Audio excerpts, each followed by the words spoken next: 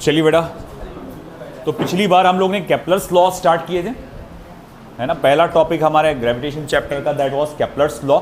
अगर हम through out देखते हुए आए तो बात चल रही थी कि भाई ग्रेविटेशनल फोर्स के बारे में हम डिस्कस कर रहे थे कि हम जब कोई भी चीज़ को ऊपर से छोड़ देते हैं हवा में तो वो नीचे गिरता है।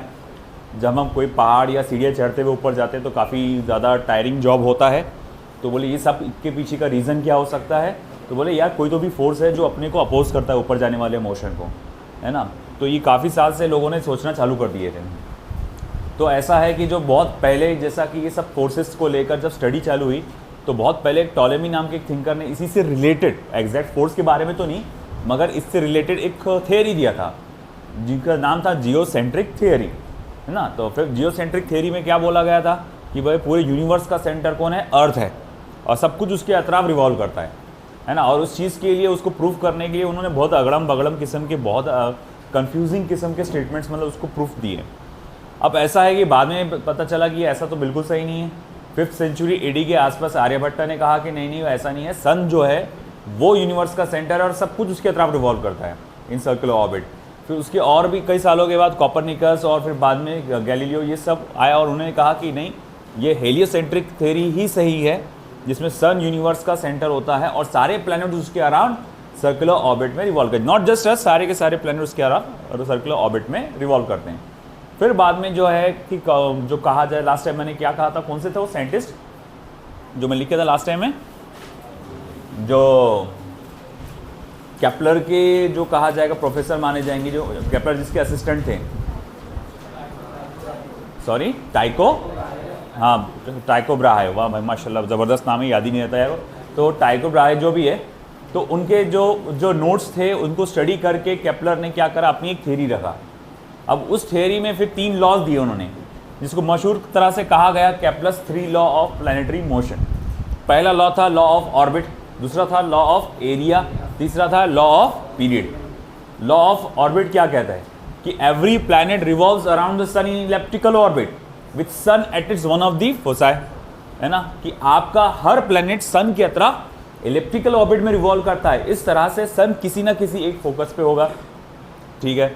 फिर उसके बाद हमने कहा कि भाई ये लॉ ऑफ एरिया, तो बोले लॉ ऑफ एरिया क्या होता है कि the line joining from sun to planet sweeps out equal area in equal interval of time.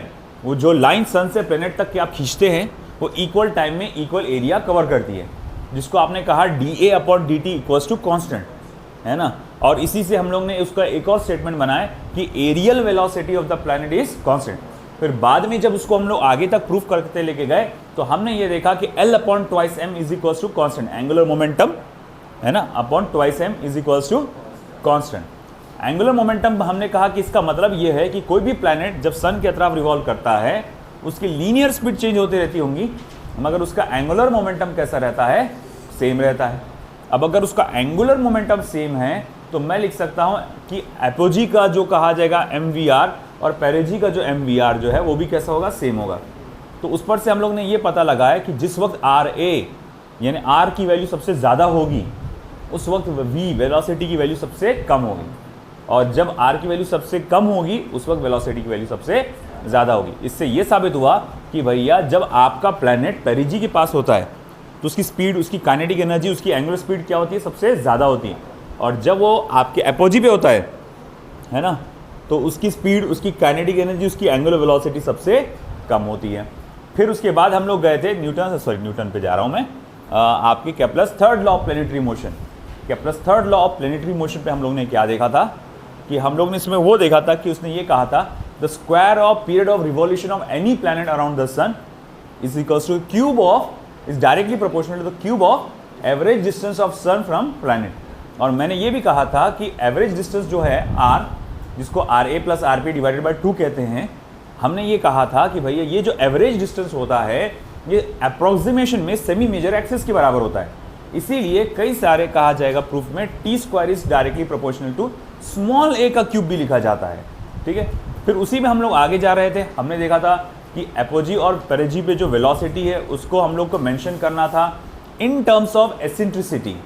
तो जब हम लोग ने डिराइव किया था कि एपोजी और पेरिजी की velocity in terms of eccentricity, तो हमने कहा था कि ठीक है, अगर मैं VA/VP लेता हूँ VA अपॉन VP, इसकी वैल्यू आएगी RP अपॉन RA के, और इसे मैं लिख सकता हूं 1 minus E upon 1 plus E, 1 minus E upon 1 plus E। फिर उसको आगे और डिराइव करके हम लोग ने, है ना, देखे थे कि E की वैल्यू को अपन कैसे लिख सकते हैं।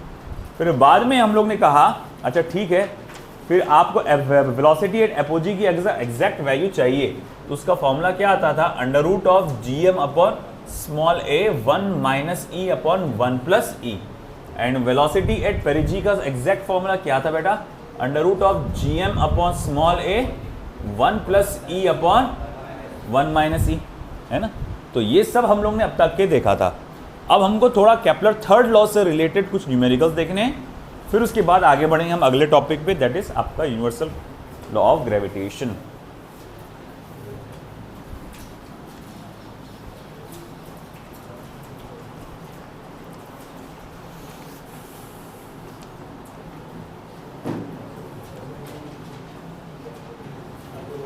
पहले एकदम आसान से स्टार्ट करेंगे। The distance of planet from the sun is 5 times the distance between the earth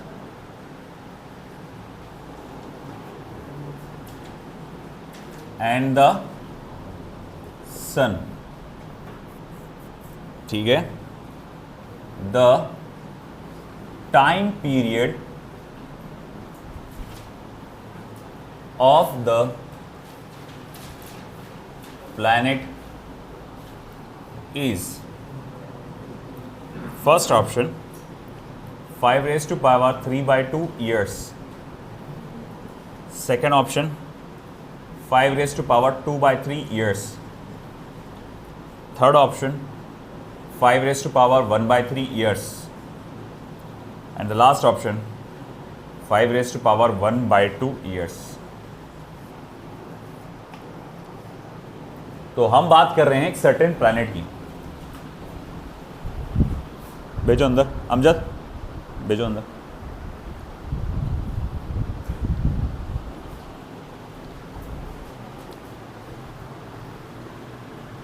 खुला खुला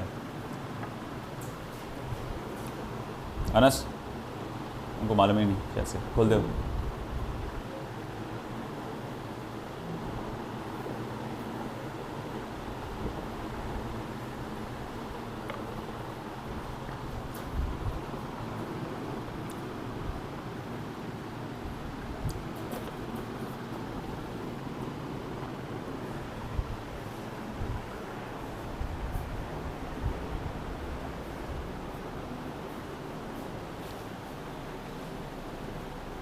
सामने आ जाओ, सामने आ जाओ। ये सीट खाली है, ये सीट खाली है, ये खाली है।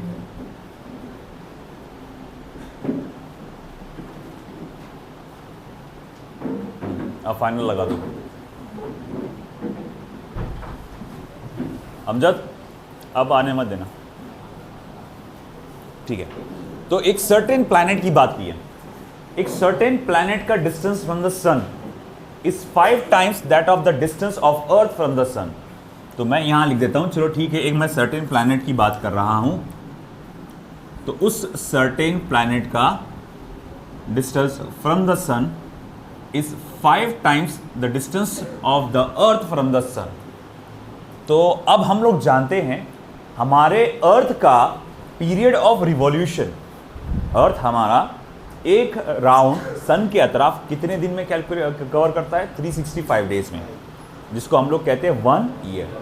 हम कहेंगे हमें मालूम है period of revolution of earth around the sun is 1 year. मुझे इस प्लैनेट का पर्टिकुलर जो प्लैनेट जिसका डिस्टेंस 5 गुना है, it is 5 times that of the अर्थ, तो हमको वो पता लगाना है कि उसका पीरियड ऑफ रिवॉल्यूशन क्या होगा। कैसे पता लगाएंगे, बहुत आसान, कुछ भी नहीं है।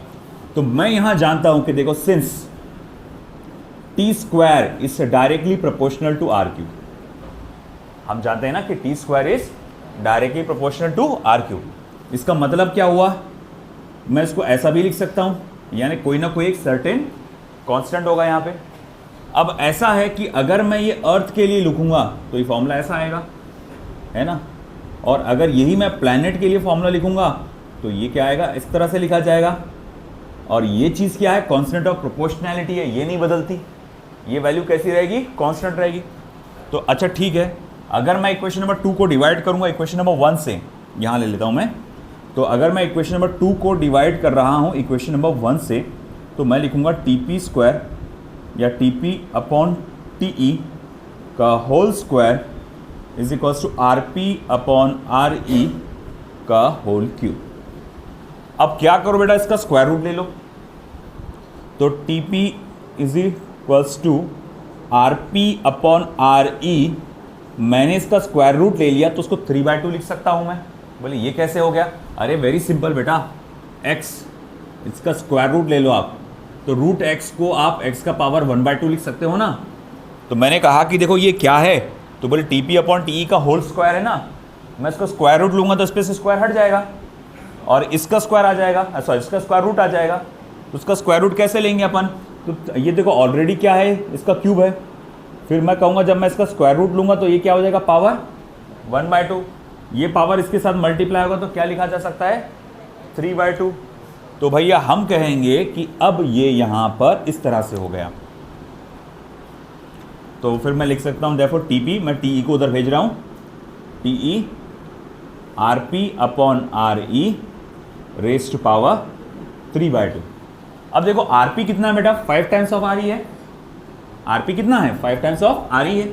अगर इस फॉर्मूले में मैं RP की वैल्यू 5 RE डाल दूं तो ये RE और उसके साथ आने वाला RE कैंसिल नहीं हो जाएगा, और अगर वो कैंसिल हो गया तो फिर बचा क्या, TP is equals to TE 5 raise to power 3/2 बच जाएगा सिर्फ। अच्छा TE क्या है, तो period of revolution of earth का जो रिवॉल्यूशन होता है, तो यहाँ देखो ये मेंशन टाइम में ईयर्स में है, तो मैं कहूँगा हमारा को भी अर्थ का पीरियड ऑफ रिवॉल्यूशन ईयर्स में देना है।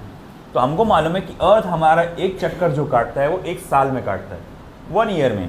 तो मैं जानता हूँ TE की वैल्यू 1 ईयर है, तो 1 multiply by 5 raise to power 3/2 years, that will be how much then, 5 raise to power 3/2 years. लिख लो।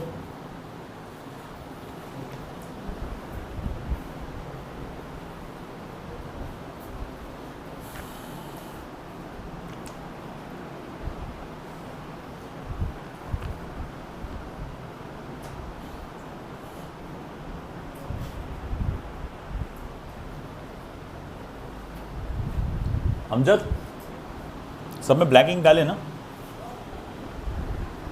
ब्लू चल रहा है सब।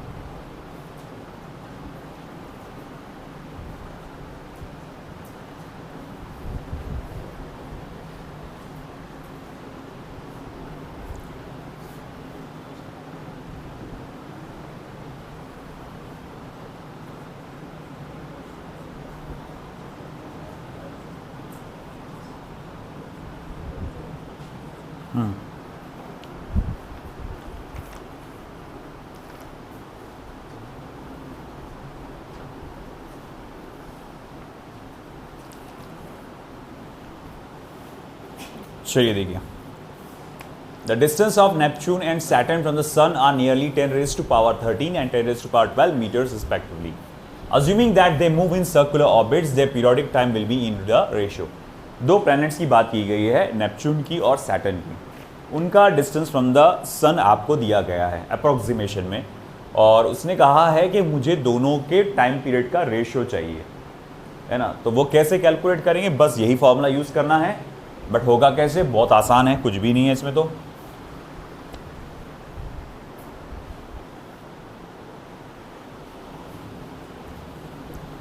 चलिए नोट करते जाएंगे। सबसे पहले मैं लिखूंगा भाई यार डिस्टेंस किसका दिया हुआ है, ये दिया हुआ है नेपच्यून का, ये दिया गया है सैटर्न का। तो ये है distance of Neptune, that is 10 raised to power 13 metres, and this is distance of Saturn, that is 10 raised to power 12 metres. Okay, तो मैं जानता हूँ since T square is directly proportional to R raised to power r का cube, मैं ऐसा भी लिख सकता हूँ T is directly proportional to r raised to power 3/2। अगर स्क्वायर रूट ले लूँगा तो क्या लिखूंगा, है ना, यहाँ से स्क्वायर हट जाएगा और इसका पावर आ जाएगा 3/2। अब आगे, अब ऐसा है कि देखो time period of Neptune to time period of Saturn is radius of Neptune upon radius of Saturn raised to power 3/2। Okay ठीक है, डालो यहाँ पे। तो time period of Neptune time period of Saturn equals to radius of Neptune is 10 raised to power 13, 10 raised to power 12, raised to power 3/2। अब हुआ क्या, इसको आप कैलकुलेट करो तो Tn upon Ts is equals to 10 raised to power 3/2। अब इसके आगे कैसे सॉल्व करें समझ में नहीं आ रहा है, कोई बात नहीं, आपको सिंपल सा एक बात बताता हूँ। इसे कहना क्या चाहता है, raised to power 3/2 का मतलब क्या होता है। raised to power 3/2 कोई भी चीज़, जैसे मान लो x raised to power 3/2, this means what, इसका मतलब है आप x का क्यूब ले लो, बाद में उसका स्क्वायर रूट ले लो, या फिर आप पहले x का स्क्वायर रूट ले लो, बाद में उसका क्यूब ले लो, जिसमें से जो आपको करना है करो, आपको जो बेटर लगे वो करो, है ना। तो मैं जैसे ये फॉलो कर रहा हूँ, पहले मैं उसका क्यूब लूँगा, फिर उसका स्क्वायर रूट ले लूँगा। तो ज़रा बताओगे 10 का क्यूब क्या होता है, 1000, है ना, और 1000 का स्क्वायर रूट क्या होगा, देखो फिर। तो भैया 10 का क्यूब जब लूँगा मैं तो वो हो जाएगा 1000, फिर बच जाएगा पावर 1/2। अच्छा ठीक है, क्या मैं उसका स्क्वायर रूट कैसे लिखूंगा यार, तो क्या मैं लिखूंगा 10 को मैं 10 मल्टीप्लाई बाय 100 लिख सकता हूँ 1000 को, है ना, 10 मल्टीप्लाई बाय 100 लिख सकता हूँ ना भैया। तो अब 100 को बाहर निकालो स्क्वायर रूट के, तो वो क्या बन जाएगा 10, तो क्या बच गया 10√10। तो this is the value of period of revolution of Neptune to the period of revolution of Saturn. समझ में आया क्या बेटा, किसी भी चीज़ का पावर 3/2 आया तो क्या करना, पहले उसका क्यूब ले लेना, फिर बाद में उसका स्क्वायर रूट लेना। जैसे 10 था, 10 का क्यूब लिया 1000, और फिर उसके बाद मैंने क्या किया, उसको 10 मल्टीप्लाई बाय 100 लिखा समझ में आने के लिए, और मैंने कहा कि मैं इस 100 को रूट के बाहर निकाल सकता हूँ, है ना, तो वो 10 हो जाएगा। हाँ हो गया, ये नहीं निकलेगा, तो 10√10, that's the answer. And which one is it, C option.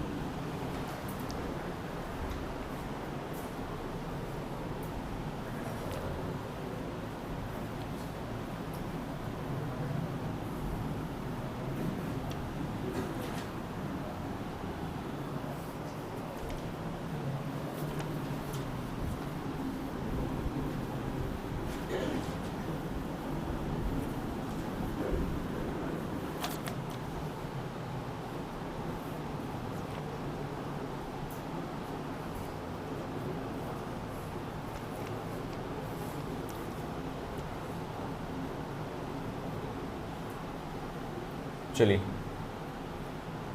जिसका हो जाए ये वाला सॉल्व करके बताएं मुझे।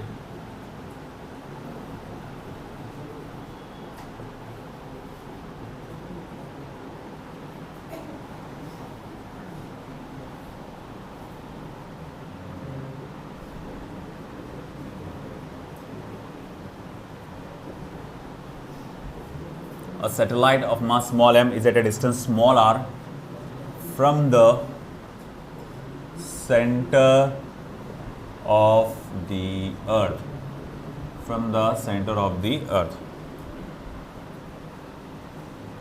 Another satellite capital B of mass twice m, m का था ये twice m, is at distance of twice r from the Earth's center. There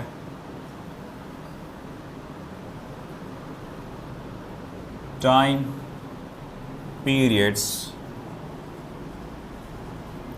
are in the ratio of, first option 1:2, second is 1:16, third is 1:32, 1:2 root 2.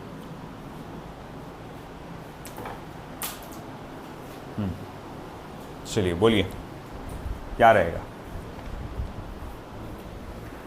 यहाँ जैसा planet की तो यहाँ satellites की बात हो रही है और वो सेम रूल फॉलो करते हैं, उनका भी फॉर्मूला सेम आता है।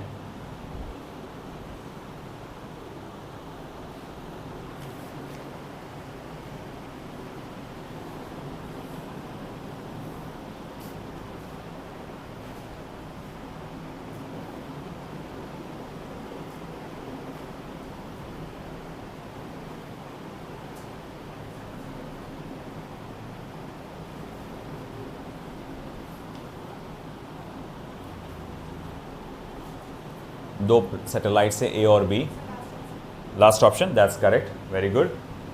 अपने को मास से कुछ लेना देना नहीं है ना, अपने को सिर्फ डिस्टेंस से लेना देना है।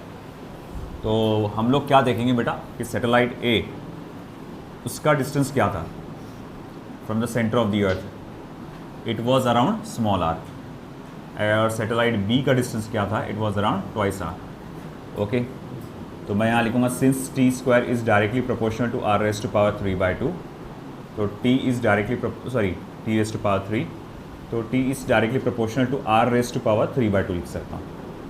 Therefore T A upon T B is equals to R A upon R B raise to power 3/2। तो ठीक है, R A upon R B, R A कितना है, आर है, आर बी कितना है, ट्वाइस आर है, तो आर अपॉन ट्वाइस आर क्या हो जाएगा, 1/2 रेज़ टू पावर 3/2। अब सबसे पहले क्या करो, उसका क्यूब लो, 1/2 का क्यूब क्या होता है 1/8, फिर उसका बाद में उसका स्क्वायर रूट लो, तो 1/2√2 है ना। 8 का स्क्वायर रूट क्या होता है, 2√2 ही होता है ना।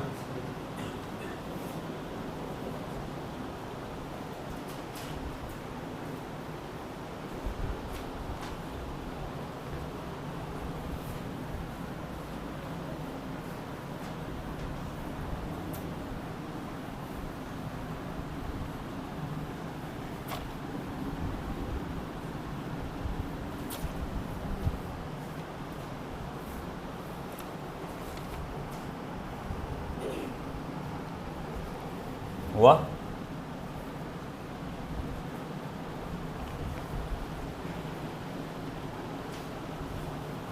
ये वाला हो गया ना सभी का।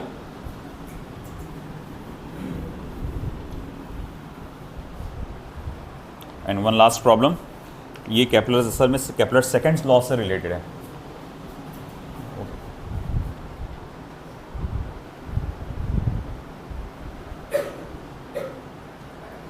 The maximum and minimum distance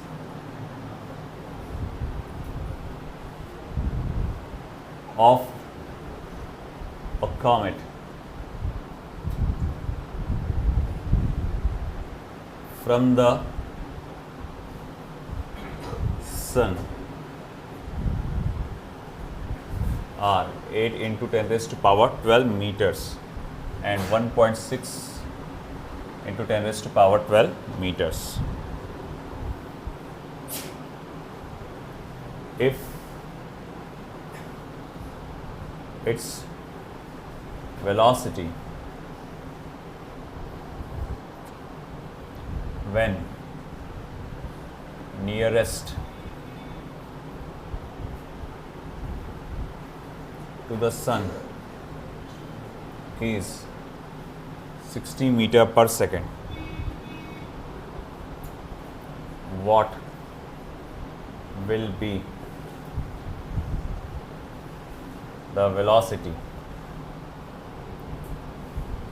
in meter per second when it is farthest? First option is 12, second option is 60, third option is 112, and the last option is 6. How much? देखो farthest and nearest distance की बात किया है. Farthest distance means what? Apogee, and nearest distance means perigee. ऐसे जब दो distance को अपने को कंपेयर करना है तो अपन कौन सा यूज़ करते हैं? Kepler second law. अपन बोलते हैं कि लॉ एंगुलर मोमेंटम कैसा रहेगा, उसका सेम रहेगा. तो मैं यहाँ लिखूँगा सॉल्यूशन में कि angular momentum of the planet at the nearest distance, चलो नियरेस्ट डिस्टेंस को मैं बोलूँगा minimum distance, is equals to angular momentum of the planet at the maximum distance, है ना. फिर मैं लिखूँगा अच्छा ठीक है, M V minimum R minimum is equals to M V maximum R maximum. M और एम ये हो गया कैंसिल. वी मिनिमम क्या रहेगा?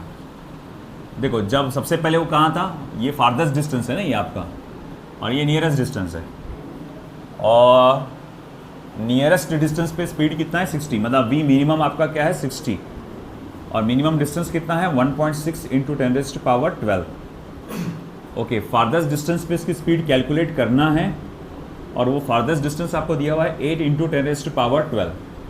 ये कट गया, ये भी कट गया. V max is equals to how much? 60 multiply by 1.6 divided by 8.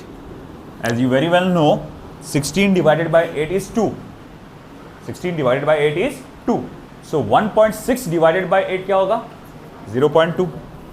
सो 1 ज़ा 0.2 और 6 2 ज़ा 12, तो ये हो जाएगा 12 मीटर पर सेकेंड.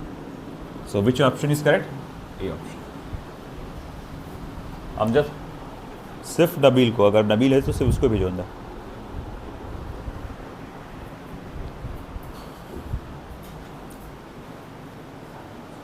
ठीक है.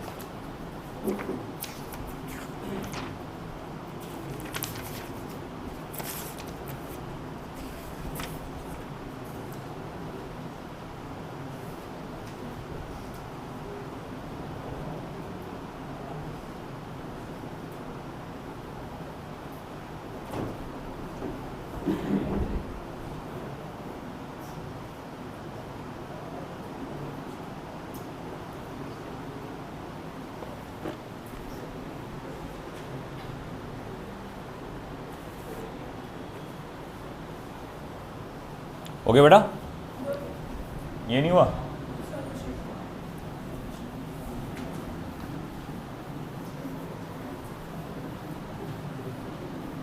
ये केपलर्स लॉ से रिलेटेड हो गया हमारा कंप्लीट.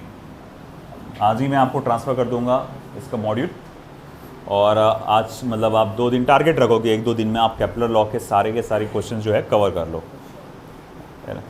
और अब हम लोग बढ़ते हैं आगे न्यूटन्स लॉ ऑफ ग्रेविटेशन पे. मुझे ज़रा इंडेक्स बताइए वो जो मैंने लिखाया था, बताओ बेटा. जो देखो यहाँ हम लोग ने देखा 8.3 यूनिवर्सल लॉ ऑफ ग्रेविटेशन है, और 8.4 जो है ग्रेविटेशनल कांस्टेंट है. इसको मैं साथ में लेने वाला हूँ दोनों टॉपिक्स को. और एनसीईआरटी में थोड़ा डिटेल में दिया हुआ है उसने कि ये यूनिवर्सल ग्रेविटेशनल कांस्टेंट की वैल्यू कैसी आई, क्या आई।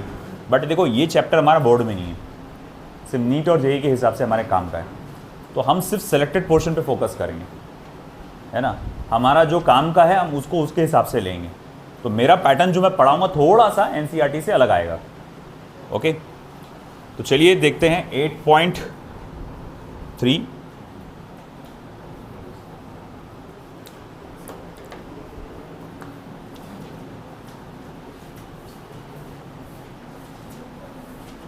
Universal law of gravitation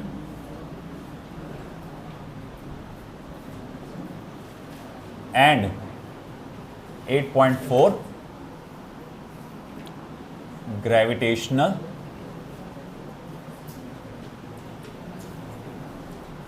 constant and 8.4 gravitational constant. तो ये दो टॉपिक हम एक साथ कवर करने वाले हैं।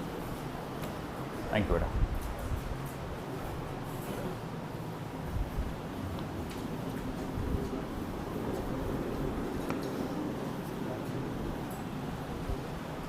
तो जैसे कि कहा जाता है ग्रेविटेशनल फोर्स की डिस्कवरी न्यूटन साहब ने किया था जब उनके सर पर एक सेब गिरा था, सर पे तो नहीं, सामने गिरा था, है ना, एक सेब गिरा था।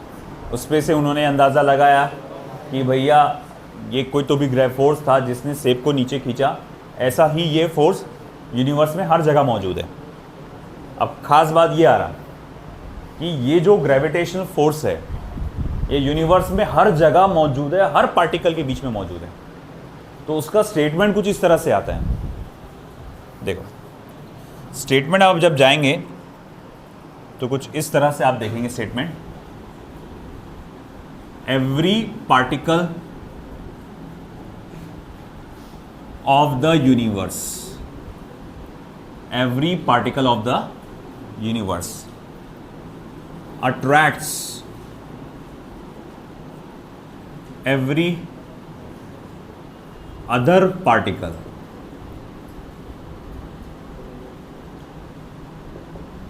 with a force which is directly proportional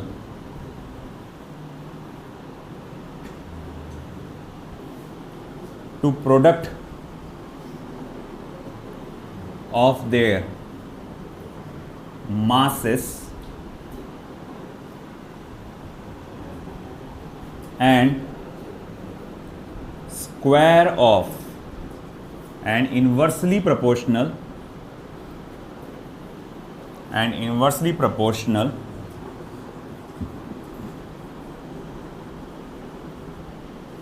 to square of distance between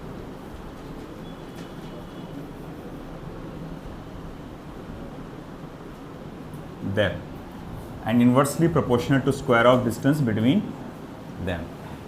तो क्या कहा इन्होंने, every particle of the universe, यानी ये जो फोर्स एग्जिस्ट करता है हर पार्टिकल के बीच में, यूनिवर्स के हर पार्टिकल के बीच में, है ना। ये अर्थ और सन के बीच में तो है ही, अर्थ और मून के बीच में भी है, ये अर्थ और जुपिटर के बीच में भी है, ये अर्थ और कोई दूसरे गैलेक्सी का जो प्लैनेट है वो उनके बीच में भी है ना। अगर मान लो कि यूनिवर्स के अंदर एक और यूनिवर्स आ रहा है, मल्टीवर्स जिसे हम लोग कहते हैं ना, अगर मान लो कि भैया वहाँ पर भी एक पाशा सर है, वो भी फिजिक्स का क्लास ले रहे हैं, है ना, तो भैया उनके हाथ में जो पेन है और मेरे हाथ में जो पेन है तो वो उसमें भी है ना, फोर्स ऑफ अट्रैक्शन।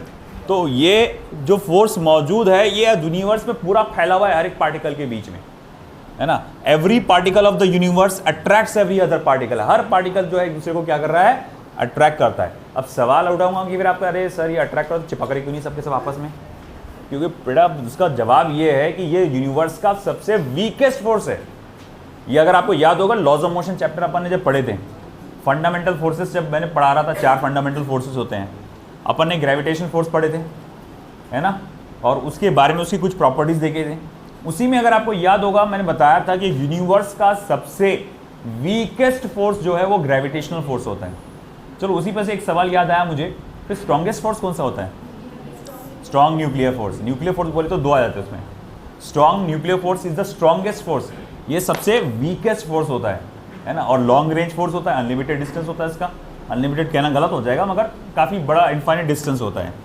ओके, तो जैसे कि इसने कहा है कि ये फोर्सेस किस पे डिपेंड करते हैं, वो दो बातों पे डिपेंड करते हैं सिर्फ, एक तो मास पर, एक तो मास पे, और दूसरा क्या पे भैया? Distance between those two particles. देखो ना क्या लिखा हुआ है, every particle of the universe attracts every other particle. Universe का हर पार्टिकल हर दूसरे पार्टिकल को क्या करता है? अट्रैक्ट करना है। रट्टा नहीं मारना है, इसको समझ के करना है ना। Every particle of the universe attracts every other particle with a force, एक ऐसे फोर्स के साथ which is directly proportional to the product of their masses. उनके मासेस को प्रोडक्ट को डायरेक्टली प्रोपोर्शनल है, and inversely proportional to square of distance between them.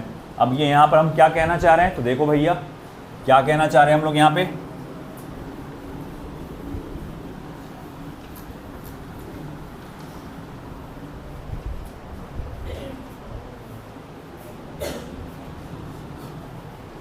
देखो ये एक मास है मान लो m1, ये दूसरा मास है मान लो m2, इनके बीच का जो डिस्टेंस है मान लो कितना है r। तो भैया अब जाहिर बात है, न्यूटन बाबा ने बोले कि हर पार्टिकल अट्रैक्ट करता, तो ये भी अट्रैक्ट करता होगा। तो भैया इनके बीच का फोर्स ऑफ अट्रैक्शन क्या होगा?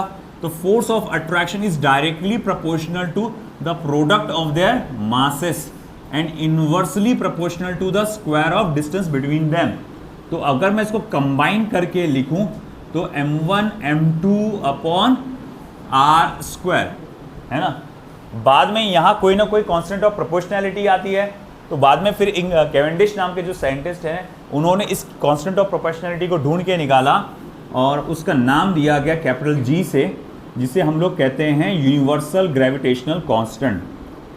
Oh shit. तो m1 m2 upon r square, जहां पर क्या है भैया? कैपिटल G क्या है? वो है यूनिवर्सल ग्रेविटेशनल कांस्टेंट। ओके, इसके अंदर वैल्यू को नाम दिया गया यूनिवर्सल ग्रेविटेशनल कांस्टेंट। कैवेंडिश ने इसकी वैल्यू ढूंढ के निकाला यहाँ पे। उन्होंने कहा कि इसकी जो वैल्यू आएगी वो आएगी 6.67 इंटू 10⁻⁻11 न्यूटन मीटर स्क्वायर पर किलोग्राम स्क्वायर, ये इसकी वैल्यू आती है। मतलब क्या हुआ कि आपने क्या करे, दो छोटे छोटे पार्टिकल्स लिए, अपने अर्थ पे बैठ के यहाँ पर दो छोटे छोटे पार्टिकल्स लिए, किसी तरह तुमने उनके बीच का फोर्स कैलकुलेट करे, और किसी तरह तुमने क्या करे उनके बीच का डिस्टेंस भी कैलकुलेट कर लिए। तुमने क्या करे, इस फॉर्मूले में है ना f की वैल्यू डाले, m1 m2 की वैल्यू डाले और r की वैल्यू डाले, और तुमने कैपिटल G की वैल्यू निकाले उससे, तो वो कितनी निकल के आएगी? 6.67। चलो एक काम करते, फिर मैं पकड़ता हूँ अर्थ और मून को, मैं अर्थ का मास मून का मास लूँगा, उनके बीच का डिस्टेंस लूँगा। मान लो किसी तरह से तुमने उनके फोर्स भी कैलकुलेट कर लिए, इमेजिन कर लो, और मैंने उसका फोर्स भी निकाल के यहाँ पर डाल दिया, और मैं कैलकुलेट करता हूँ वैल्यू क्या आ रही है, तो आप देखते हैं अरे फिर से ये आ गई 6.67 इंटू 10⁻11। और यही नहीं, अब एक काम करो, आप क्या करो, सन को पकड़ो, हमारे सन को पकड़ो, और दूसरी बात यहाँ पे जो दूसरी गैलेक्सी का जो कहा जाएगा सन होगा, या दूसरा जो सोलार सिस्टम होगा वो जो सन होगा उसको कंसिडर करो। तो अब हम कहेंगे कि वो सन का और ये सन का मास कितना है, m1 और m2, उन दोनों के बीच का डिस्टेंस कितना है, बोले r। इमेजिन कर लो आप उनके बीच का फोर्स भी कैलकुलेट करें, फोर्स क्या है, बोले कैपिटल F। तो चलो ठीक है, ये सारी वैल्यूज डालो और कैपिटल G की वैल्यू देखो कैलकुलेट करके, आपको फिर से वही मिलेगी 6.67 इंटू 10⁻11। इसीलिए उसका नाम दिया गया है क्या, यूनिवर्सल, है ना। यूनिवर्सली हर जगह ये वैल्यू लागू है, ग्रेविटेशनल कांस्टेंट। और ये बहुत इंपॉर्टेंट वैल्यू है, ये बहुत इंपॉर्टेंट चीज़ है। इसका खास तौर से डायमेंशन बहुत ज़्यादा इंपॉर्टेंट है। जैसे कि मैं जानता हूँ कि इस पे से मैं ये फॉर्मूला लिख सकता हूँ, G is equals to F into R square upon M1 into M2, है ना। तो अब अगर मैं सपोज करो आपसे कहता हूँ कि भैया कैपिटल G यानी यूनिवर्सल ग्रेविटेशनल कांस्टेंट का आप डायमेंशन पता लगाओ, तो क्या डायमेंशन आएगा? वैसे आपको याद होगा last time units and measurement में देखें, m-1 L3 T-2, है ना। फिर भी मगर कैलकुलेशन बता दूं, ये देखो force m1 L1 T -2, R का L होता है, L1 होता है, मगर उसका स्क्वायर है तो वो L2 हो जाएगा। मासेस 2 बार है तो इसीलिए m2 हो जाएगा। अब इसको कैलकुलेट करो, आप देखो खुद, है ना। ये 1 और 2 3 हो जाएगा, 1 - 2 -1 हो जाएगा, तो m-1 L3 T -2। आई बात समझ में आपको, है ना। तो ये हमारा यूनिवर्सल ग्रेविटेशनल कांस्टेंट की वैल्यू, है ना। मैं यहाँ लिख दूँ,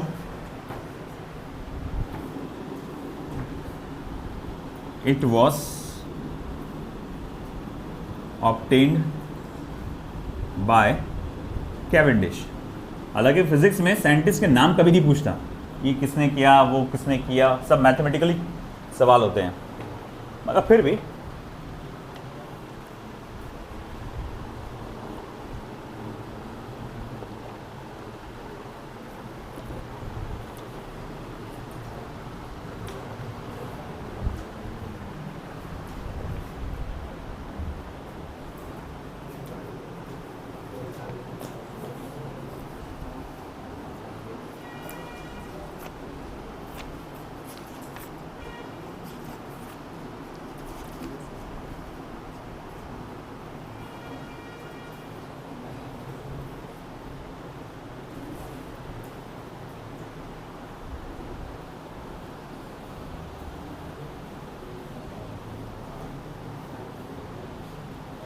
ये हो गया स्टेटमेंट सभी का।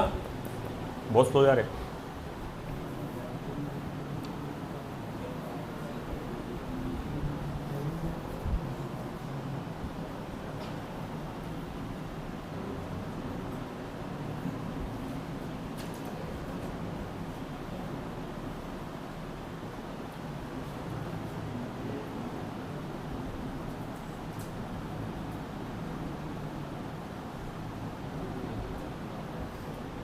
Properties of gravitational force.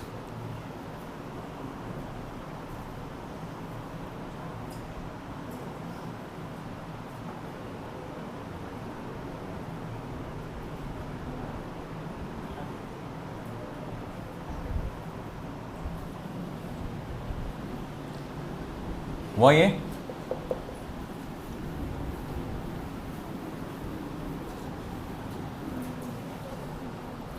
तो ग्रेविटेशनल फोर्स की प्रॉपर्टीज को हमको देखना है। सबसे पहला, it is always attractive in nature.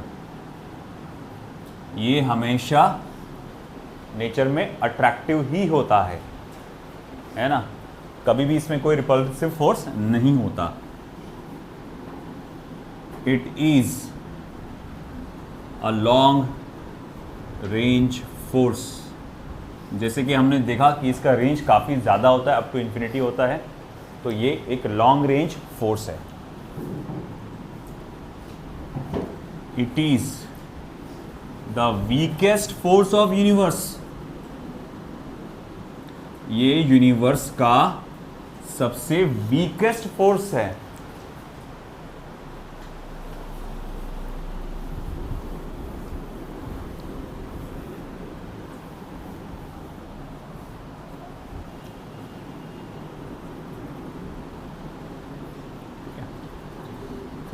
It is independent of intervening medium। ये बीच में आने वाले इंटरवेनिंग मीडियम से कैसा है, इंडिपेंडेंट है, उस पर डिपेंड नहीं करता।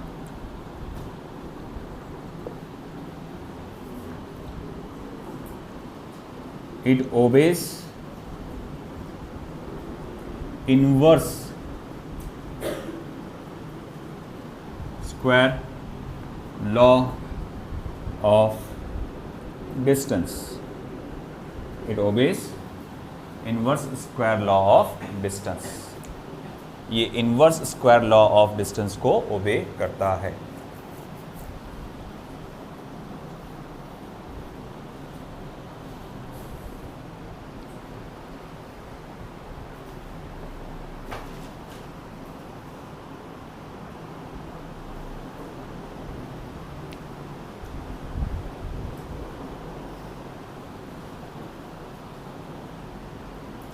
Inverse square law of distance को ओबे करना मतलब डिस्टेंस के स्क्वायर को इन्वर्सली प्रोपोर्शनल होना, है ना। तो हम लोग ने लॉ में ही देखा कि ये डिस्टेंस के स्क्वायर को इन्वर्सली प्रोपोर्शनल है।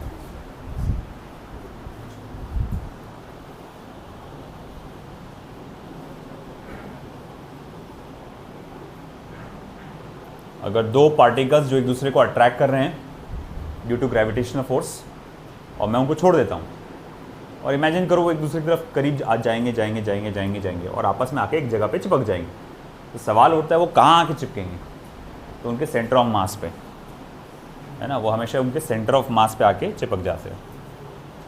और ये जो हम लोग ने देखा फोर्थ पॉइंट, दो पार्टिकल है, एक सर्टेन मास सर्टेन डिस्टेंस हवा में है, उनके बीच का तुमने ग्रेविटेशनल फोर्स कैलकुलेट कर लिया, उसी को आप सिस्टम को पानी में ले जाते हैं और आप फिर से ग्रेविटेशनल फोर्स को कैलकुलेट करते हैं, आप देखते हैं वही वैल्यू मिल रही है जो पहले मिली थी, कोई डिफरेंस नहीं है।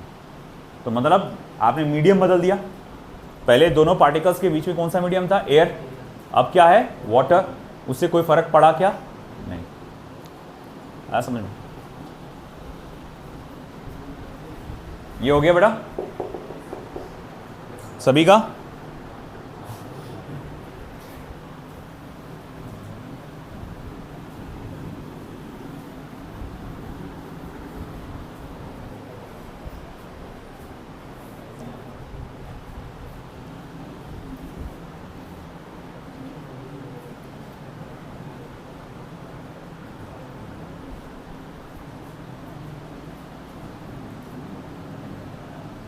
Gravitational force in vector form.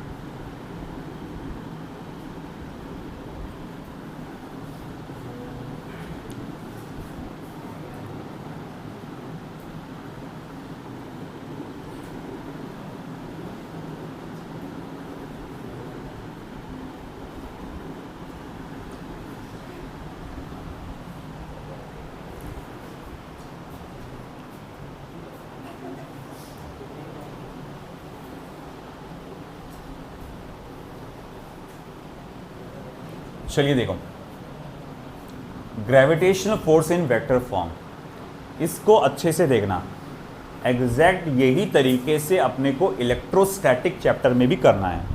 और देखो एक कमाल की बात, अगर ये चैप्टर तुमने अच्छे से किए तो तुमको इलेक्ट्रोस्टैटिक में भी काफ़ी हद तक मदद होगी, क्योंकि बहुत सारे फॉर्मूले इलेक्ट्रोस्टैटिक चैप्टर के सेम हैं, सेम, बस थोड़ा सा फ़र्क है। वहाँ पर कैपिटल जी के जगह अक्सर 1/4πε0 आता है, M1 M2 के जगह वहाँ पर Q1 Q2 आता है, और रूल्स एंड रेगुलेशन वो सारे के सारे सेम आते हैं, सारे के सारे 100% तो नहीं मगर बहुत सारे सेम आते हैं। तो भैया ये वाले कंसेप्ट को अच्छे से देखना, गौर से देखो भाई, ये आपको एक कोऑर्डिनेट सिस्टम नज़र आ रहा है, एक एक चीज़ पे नज़र डालो। पहले तो coordinate system, X axis, Y axis and Z axis. इस 3 डायमेंशनल स्पेस में दो पार्टिकल्स रखे गए हैं, एक पार्टिकल M1, दूसरा पार्टिकल M2। पार्टिकल M1 इसका पोजीशन वेक्टर क्या है, vector R1।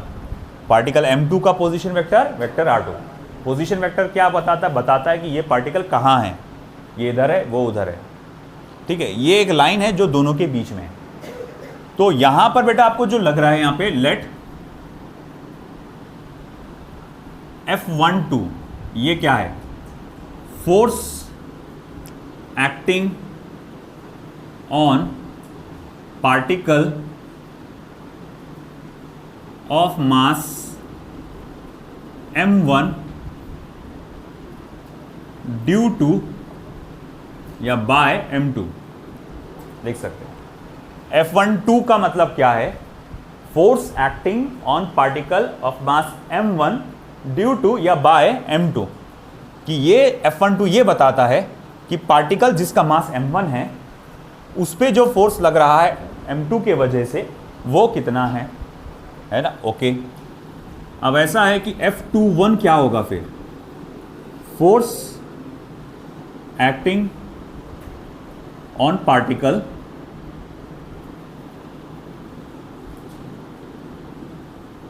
Of mass m2 due to m1। ये है F21 का मतलब, force acting on particle of mass m2 due to F1।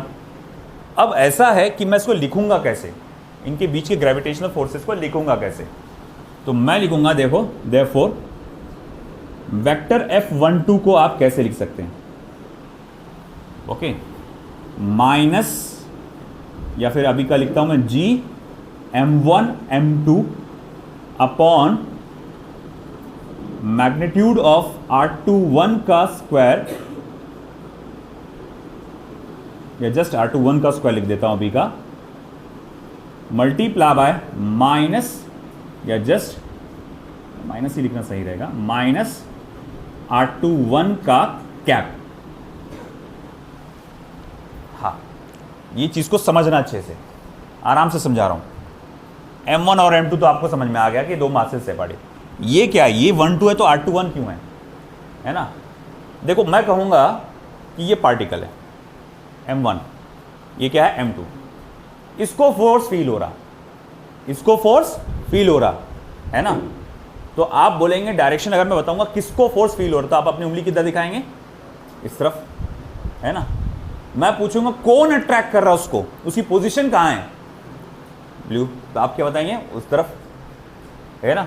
अब उसको इस तरफ से सोचो, यहां पे ये मास m2 है, इसको फोर्स किधर फील हो रहा, इस तरफ, तो कौन अट्रैक्ट कर रहा है उसको, है ना, m1। तो मतलब ये हुआ कि जब मैं इसकी बात करूंगा F21 की, तो उसको अट्रैक्ट करने वाला पार्टिकल यहां मौजूद है और वो इस तरफ उसको फोर्स लगा रहा है या इसको खींच रहा है ना। तो मैं कहूंगा कि ये इधर है, तो फिर मैं कहूंगा अच्छा इसका डायरेक्शन को फिर क्या लिखूंगा मैं, यहां पर R12, है कि नहीं। वो जो फोर्स जो जनरेट हो रहा है उसको खींचने वाला, वो कहां से जनरेट हो रहा है, मास m1 से, और इसके करीब तक पहुंच रहा है ना, और इसे वो खींच रहा है, जिसकी वजह से यहां पर फोर्स कितना हो, F21। इसी तरह उल्टा देखेंगे, मैं बोलूंगा F12, मैं बोलूंगा इसको फोर्स किधर लगा, इस तरफ, F12 को फोर्स किधर लगा, इस तरफ, ओके ठीक है। ये फोर्स कहां से जनरेट हुआ, बोले यहां से जनरेट हुआ और यहां तक के गया, है ना। मतलब ये हुआ कि वो पार्टिकल जो यहां पर जो उसको अट्रैक्ट कर रहा है वो इधर बैठा हुआ है, और इसका पोजीशन आएगा वेक्टर R12, सॉरी ये R21 हो जाएगा। तो भाई आप सिंपल एक बात याद रखो, यहां 1 2 रहा तो यहां 2 1 करना है, 1 2 रहा तो 2 1 करना है। अब आप बोल रहे हैं माइनस साइन क्यों आया, तो आप खुद देख सकते हैं बेटा, फोर्स और पोजीशन वेक्टर के डायरेक्शन कैसे हैं, ऑपोजिट है, इसी वजह से साइन कैसा आया, माइनस साइन। और माइनस साइन ये भी इंडिकेट करता है, जब भी किसी के फॉर्मूले में वेक्टर फॉर्म में माइनस साइन आ जाए तो ये इंडिकेट करता है कि उनके बीच में अट्रैक्टिव फोर्स है ना, उनके बीच में क्या है, अट्रैक्टिव फोर्स है। तो मैं कहूंगा अच्छा ठीक है, मगर ये कैप क्या कर रहा, तो याद दिला दो बेटा, सर्कुलर मोशन चैप्टर में आपने सेंट्रीपिटल फोर्स पढ़े थे। सेंट्रीपिटल फोर्स का फॉर्मूला क्या था, mv² अपॉन r, याद करो ये फॉर्मूला था, है ना। मैंने कहा कि सेंट्रीपिटल फोर्स को वेक्टर फॉर्म में लिखो, तो आप बोलेंगे चलो ठीक है ये वेक्टर f m, मगर वेलोसिटी का तो स्क्वायर हो गया, किसी भी वेक्टर क्वांटिटी का अगर स्क्वायर हो जाए तो वो उसको क्या बना देता है, स्केलर। तो ये तो अब स्केलर बन गया, r ये वेक्टर है, मगर उसको डिवीजन में होने के कारण उसको बार नहीं दे सकते थे अपन, तो उसके साथ मल्टीप्लाई करते थे अपन r कैप, बताने के लिए कि ये एक यूनिट वेक्टर है, इसकी असल में खुद की वैल्यू क्या है, 1 है, वो सिर्फ यहां पर काय के लिए, डायरेक्शन बताने के लिए। किसका डायरेक्शन बताने के लिए? आर का, है ना। तो ये भी क्या है, एक यूनिट वेक्टर है, इसका काम है सिर्फ डायरेक्शन बताना, है ना। और ये क्या बताएगा? आर की डायरेक्शन बताएगा, है ना। और मगर फिर बाद में मुझे याद आया कि देखो यार, मैंने वेक्टर चैप्टर में पढ़ा है R cap is equals to vector R upon R. R cap is equals to vector R upon R. तो भैया अगर ये रूल मैं यहाँ पर फॉलो करूँ, GM1 M2 R21 का whole square multiply by vector R upon R21, है ना। मुझे यहाँ पर R21 लिखना चाहिए ऊपर भी, okay. Vector R21 upon vector upon R21। तो अब ये R21 इधर चला जाएगा, तो मैं यहाँ लिख सकता हूँ therefore vector F12 is equals to GM1 M2 upon R21 का whole cube multiply by R21, vector R21। अब बोर्ड सॉरी नीट एग्जाम में तुमको एग्जैक्ट ये MCQs में पूछ सकता है, एग्जैक्ट पूछेगा, एग्जैक्ट फॉर्मूला ही पूछेगा। अब यहां पर आपको ध्यान रखना है कि अगर, just a moment, minus sign रह गया यहां पे, अगर यहां कैप आया, अगर यहां पे कैप आया तो डिनोमिनेटर में आर का क्या रहेगा? स्क्वायर। और अगर यहां पर वेक्टर का सिंबल है तो डिनोमिनेटर में क्या रहेगा? यहां पर क्यूब रहेगा। ये बात आपको याद रखना है। मोर एवर इसके साथ ही जैसे कि आपको एक और बात मालूम होना चाहिए, कोई भी वेक्टर R12 जो भी है, आप इसे vector R2 minus vector R1 लिख सकते हैं।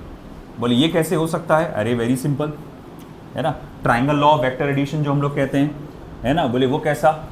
कहाँ बताऊं जगह? ये इधर का हो गया कि आपका प्रॉपर्टीज लिखना, प्रॉपर्टीज लिखना हो गया ना।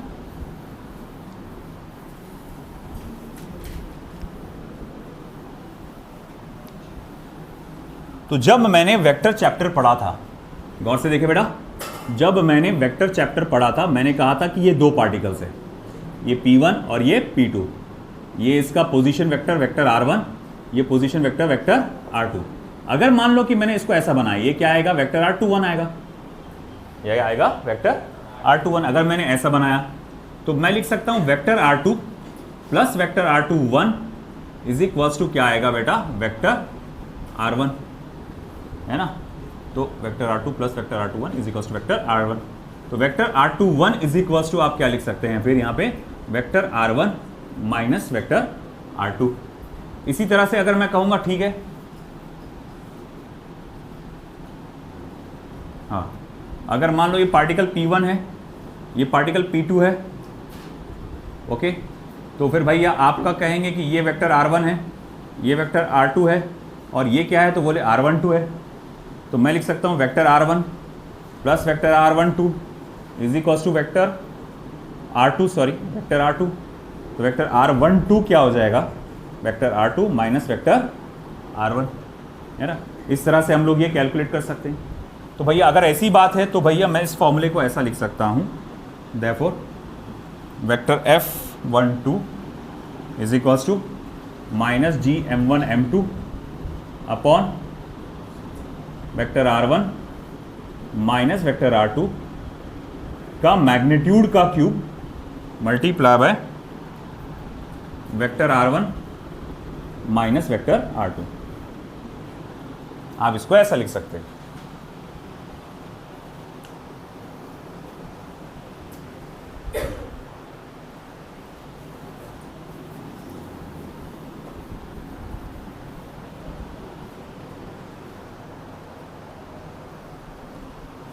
और अगर मैंने माइनस साइन को अंदर दे दिया तो ये सीक्वेंस पलट जाते हैं।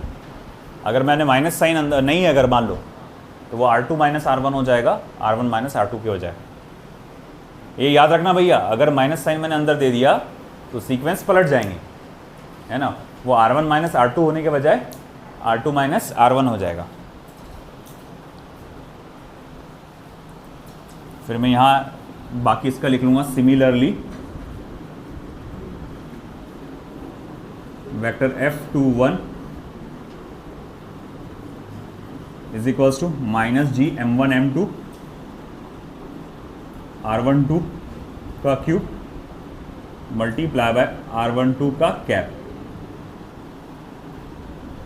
And vector F21 is equals to minus G M1 M2 upon R12 का स्क्वायर R12 का क्यूब मल्टीप्लाई बाय R12 का वेक्टर फॉर्म। लिख लो इतना, और फिर उसको लिखना है आपको, वो भी लिखना पड़ेगा, ये वाला part. Vector F21 is equals to minus G M1 M2 vector R2 minus vector R1 upon R2 minus vector R1 उसके मैग्नीट्यूड का क्यूब। कौन सा बेटा? ये R21 का R21 का स्क्वायर है तो वही है। नहीं, ये तो ये डिविजन्स में ना, डिवीजन में जब रहता ना कुछ ऐसा तो वो रूल्स लागू नहीं रहते वेक्टर के। डिवीजन में कोई वेक्टर के रूल लागू नहीं है उसके अंदर। अब देखो यहाँ पर हम लोग जो देखे, आपको अगर एग्जाम में आया, वैसे आने के चांसेस कम है बट आया अगर, तो ये सिर्फ वेक्टर फॉर्म आपको ये इक्वेशंस जो नजर आ रही है ना, बस वो एग्जैक्ट पूछेगा। तो इस इक्वेशंस को आपको डायरेक्टली याद रखना है, बाकी कोई कैलकुलेशन इसके बेसिस पे नहीं पूछने वाला।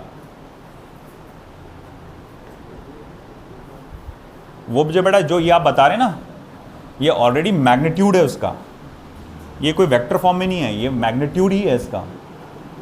देखो ना, यहाँ पर वेक्टर का सिंबल है क्या? यहाँ है क्या? नहीं है, ये देखो। और जब ये लिखा मैंने, क्या लिखा मैंने? मैग्नीट्यूड। तो डिनोमिनेटर में जो मौजूद है वो मैग्नीट्यूड है ओनली, कोई वेक्टर क्वांटिटी है ही नहीं वहाँ पर। चलिए,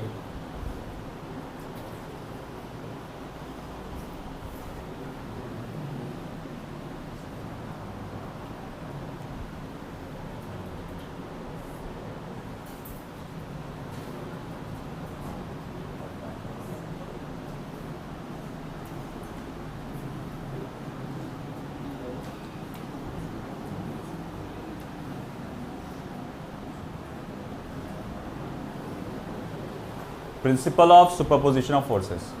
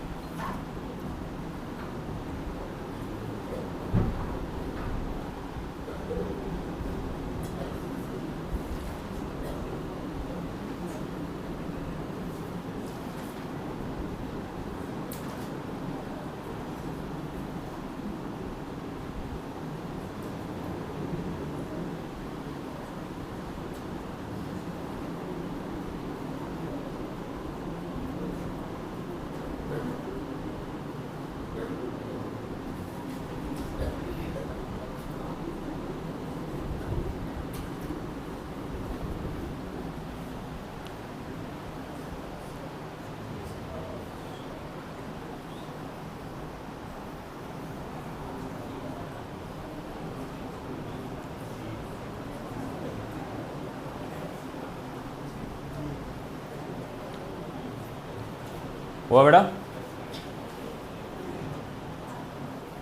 उसको एज इट इज याद रखना। अदीबा इधर बात, तो एज इट इज याद रखना वो फॉर्मूलों को। और अब ये देखो, principle of superposition of forces.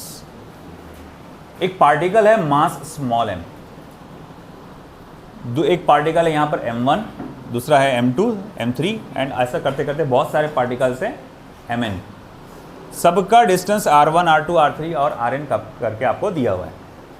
तो कहना ये चाहते हैं हम, अगर आपका इंटेंशन ये है, आप ये कैलकुलेट करना चाहते हैं कि इस मास स्मॉल m को सभी पार्टिकल्स अपनी तरफ खींच रहे होंगे, बेशक अपनी तरफ खींच रहे होंगे, अपने अपने फोर्स से खींच रहे होंगे।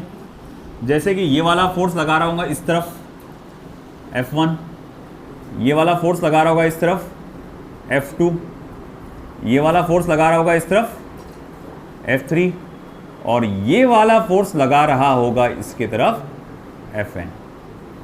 तो अगर मैं कैलकुलेट करना चाहता हूं उस पार्टिकल को जिसका मास स्मॉल m है, कुल मिला के कितना फोर्स फील हो रहा होगा, तो मैं यहां लिखूंगा the total force experienced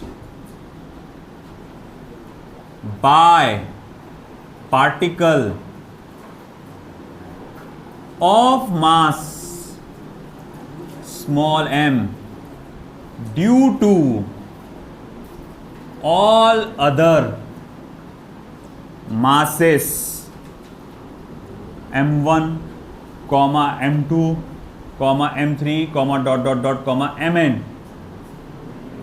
is, तो बोले नेट फोर्स क्या रहेगा, आपका जो नेट फोर्स रहेगा इन सभी फोर्सेस का वेक्टर सम रहेगा। देखो भैया अब यहां से चालू हो रहा है vector addition, laws of vector. आपने जो parallelogram law of vector addition पढ़े थे, ये सब जो है अब यहां से असल चालू होते हैं कि भैया आपको इन सभी फोर्सेस का वेक्टर एडिशन करना पड़ेगा। वेक्टर एडिशन और सादे एडिशन में क्या फर्क है? सादे एडिशन में चुपचाप ऐड करते हैं अपन, मगर वेक्टर एडिशन में आपको डायरेक्शंस का ध्यान रखना पड़ता है। आपको parallelogram law of vector addition को या triangle law of vector addition, खास तौर से parallelogram law of vector addition को फॉलो करना पड़ता है। बोले क्या था वो parallelogram law of vector addition? मान लो कि ये एक वेक्टर है, इस पॉइंट पे वेक्टर P, और ये एक वेक्टर है वेक्टर Q। ये मिलकर एक पैरेललोग्राम के जैसा शेप बनाएंगे और इसका डायगोनल रिप्रेजेंट करेगा उनका रिजल्टेंट वेक्टर R। तो याद है आपको R की वैल्यू आप कैसे देते हैं? Under root of P square Q square plus twice PQ cos of theta. तो ये वाला फॉर्मूला आपको फॉलो करना पड़ेगा, जहां पर थीटा उनके बीच का एंगल होगा, है ना। अब इसमें कुछ चीजें मैं डायरेक्ट चीजें बताऊंगा, आपको याद रखना है। जो लिख लो पहले भाई, लिख लो पीछे हो जा रहे हैं आप लोग। नहीं तो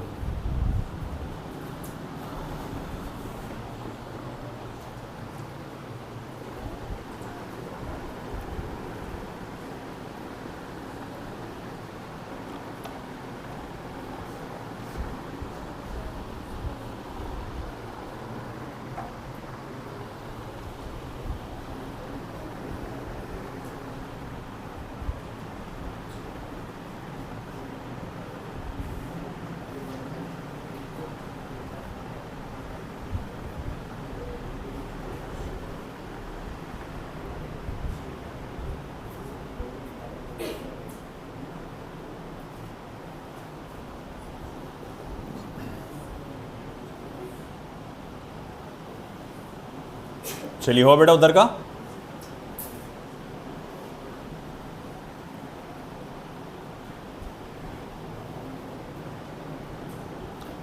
मुक्तसिद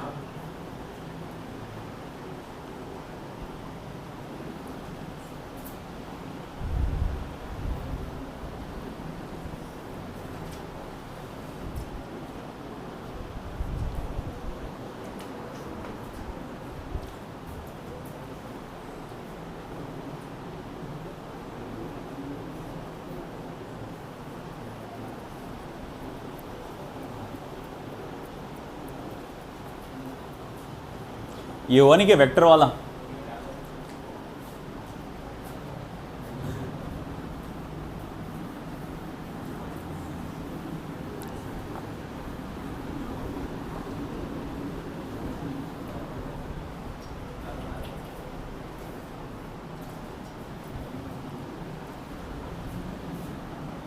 स्पेशल केसेस इसी के अंदर, स्पेशल केसेस।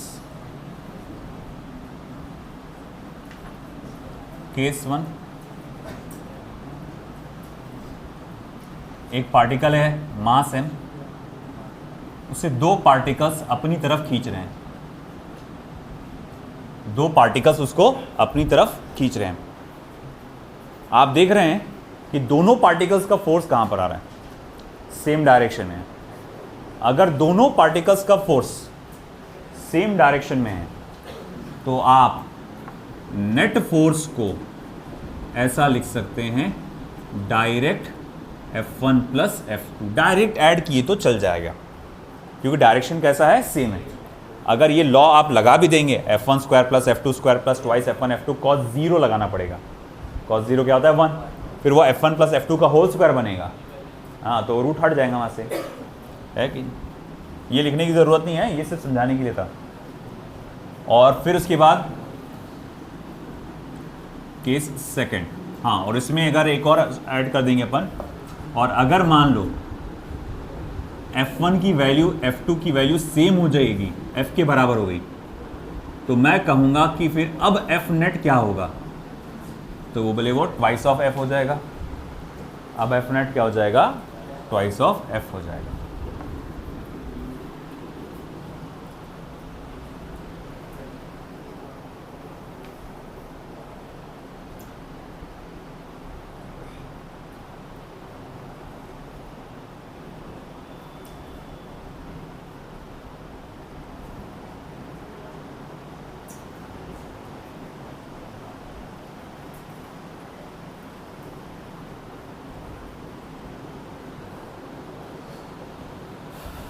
इधर का हो गया बेटा?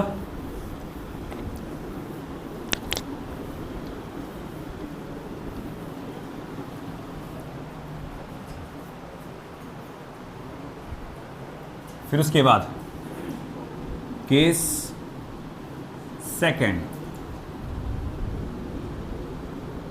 ये पार्टिकल है, इस तरह से इसको फोर्स लगा इस तरफ F1 और इस तरफ लगा उसको फोर्स F2, ओके। और मैं आपसे पूछूंगा अब कि इस बार F नेट क्या होगा। तो देखो बेटा, आपने क्या देखा, इधर ध्यान दे फरजान, दो तरफ से उसको फोर्स लग रहे, फोर्स F1 किधर लग रहा, लेफ्ट में, फोर्स F2 किधर लग रहा, राइट में।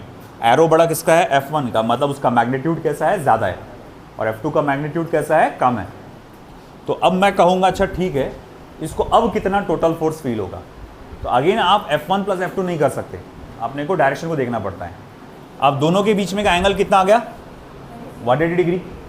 तो जब इस फॉर्मूले में आप डालोगे F1 square plus F2 square plus twice F1 F2 cos of 180 degree, cos 180 कितना होता है, -1, वो हो जाएगा F1 माइनस F2 का होल स्क्वायर बनेगा, तो रूट हट जाएगा।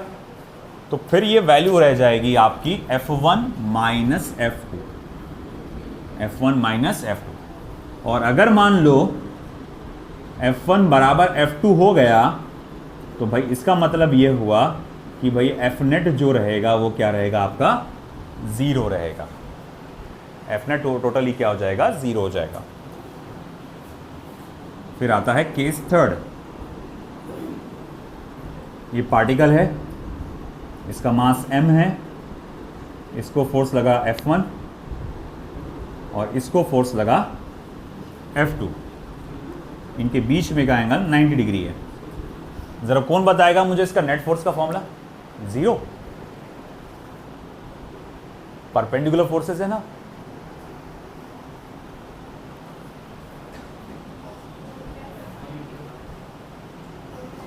F1 square plus F2 square plus twice F1 F2 cos 90, cos 90 0 होता है, तो सिर्फ ये वाला टर्म 0 होगा।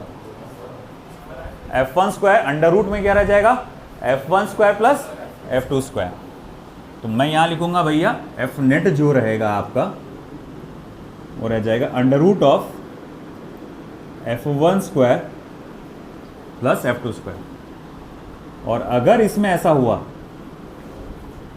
F1 equals to F2 equals to F, तो अब F नेट कितना हो जाएगा, √2 times of F, √2 times of F, है ना।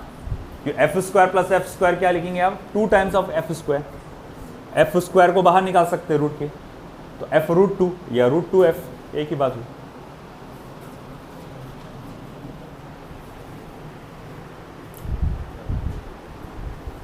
Case fourth, F1 equals to F2 equals to F and theta is equals to 60 degree, that is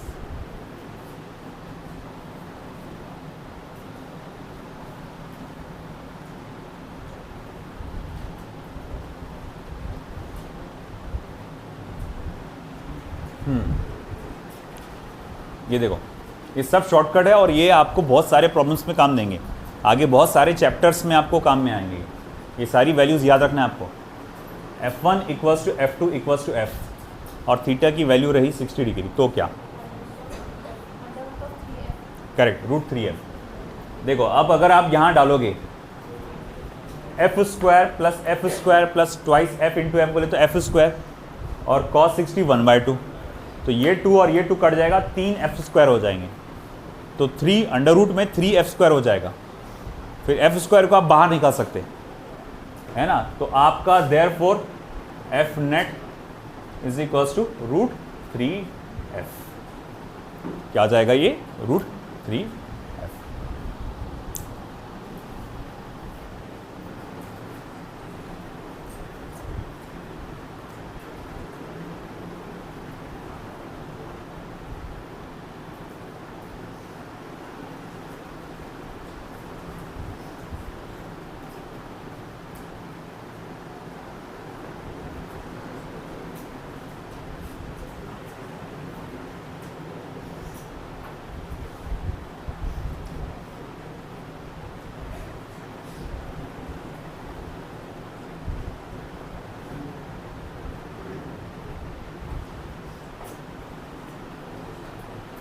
क्या रहेगा बेटा? सिर्फ है। Very good. 120 डिग्री का याद है, डीपीपीज में भी सॉल्व किए थे वेक्टर के अपन ने, है ना? ऐसा एंगल रहा तो क्या रहेगा? सिर्फ एफ।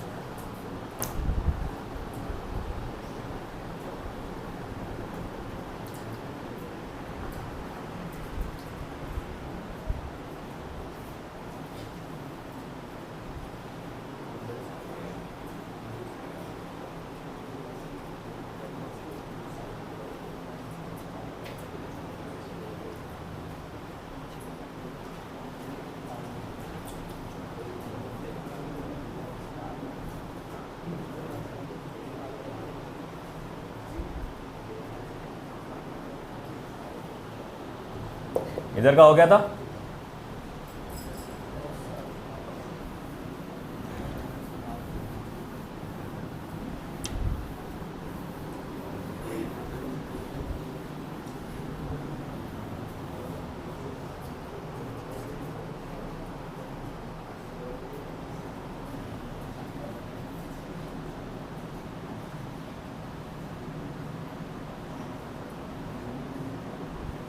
की पॉइंट्स, कुछ इंपॉर्टेंट पॉइंट्स जो याद रखने लायक है। की points for the force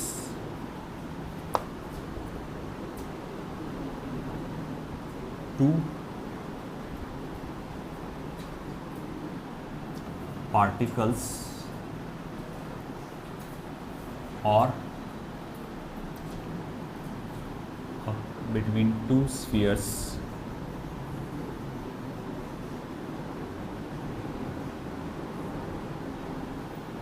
or between a particle and a sphere, between a particle and a sphere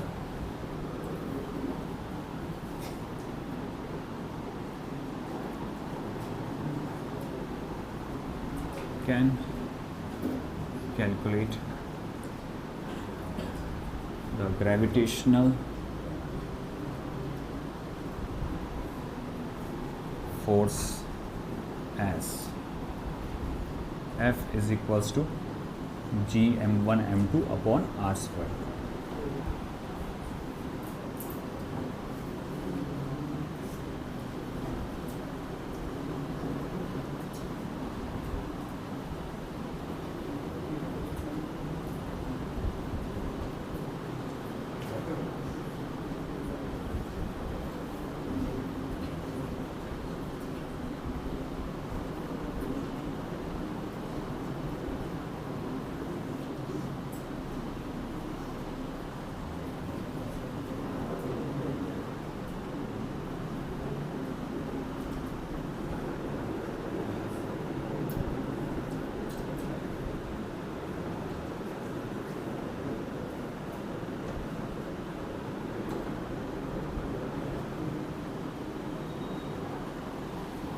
तो देखो सिंपली दो पार्टिकल्स हैं, या दो स्फीयर है, या दो एक पार्टिकल एक स्फीयर है, तो उनके फोर्स को आप डायरेक्टली ये फॉर्मूले से कैलकुलेट कर सकते हैं, F = Gm1m2/r², है ना, क्योंकि ये जो स्फीयर होता है उसका मास एक छोटे से पॉइंट पे ही कॉन्सेंट्रेट होता है सेंटर में। मगर एक सिचुएशन अब आने वाली है, पहले लिख लो फिर बताता हूँ बाद में। उधर का हो गया, देख लो।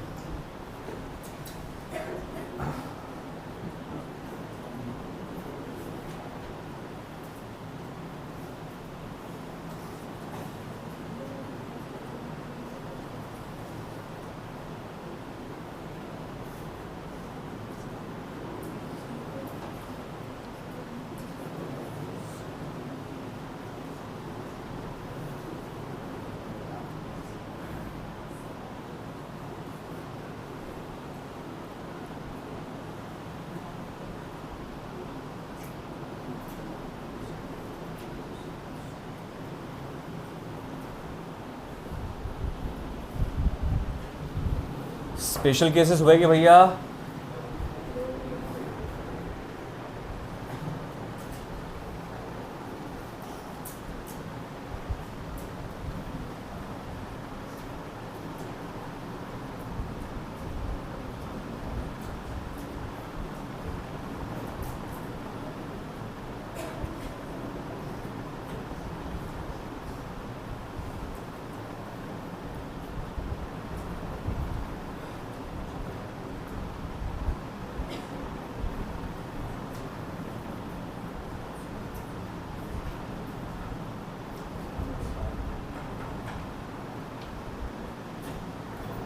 बात कर लो पहले, फिर नहीं उसको समझना है, मेरे से समझेंगे।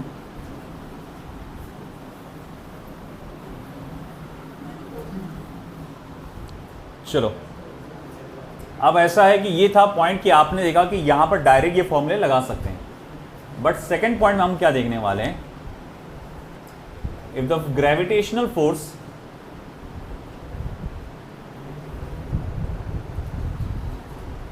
between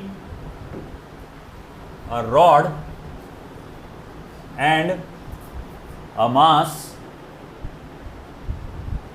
has to be calculated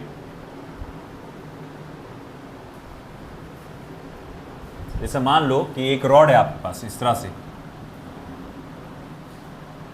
okay, ये रॉड का सेंटर ऑफ मास है और एक छोटा सा पार्टिकल है, रॉड का मास कैपिटल M पकड़ लो और ये इसका स्मॉल m पकड़ लो और इनके बीच का डिस्टेंस मान लो स्मॉल r करके ऐसा कुछ दिया हुआ है, और आपको इनके बीच का फोर्स निकालना है। तो अब ये फॉर्मूला डायरेक्ट यूज नहीं कर सकते, इधर आपको बाहर जाना है क्या, इधर ध्यान दो सब। तो अब आप ये फॉर्मूला डायरेक्ट यूज नहीं कर सकते, क्योंकि देखो ये पार्ट जो है रॉड का इसके सबसे नजदीक है और ये वाला पार्ट जो है रॉड का ये सबसे दूर है, तो इसका ग्रेविटेशनल फोर्स क्या होगा, ज्यादा होगा, और इसका कैसा होगा, कम होगा। हर एक पार्ट का ग्रेविटेशनल फोर्स की वैल्यू क्या है, अलग अलग है। तो अब इस सिचुएशन में आप डायरेक्टली ऐसा कैलकुलेट नहीं कर सकते, gravitational force has to be calculated, we can not use the direct formula F = G(M)r²। ये देखो ये यूज नहीं कर सकते हैं, instead we have to use integration, उसके बजाय मुझे इंटीग्रेशन का इस्तेमाल करना पड़ेगा, that is F will be integration of dF। अब ये कैसे यूज होगा ये हम लोग देखेंगे एग्जांपल्स में।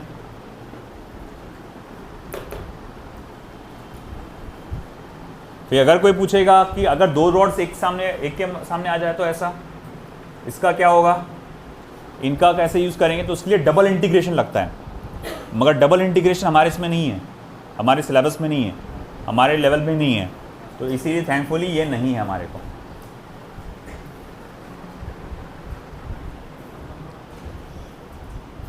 ठीक है, तो इसके न्यूमेरिकल्स हम लोग कल देखेंगे।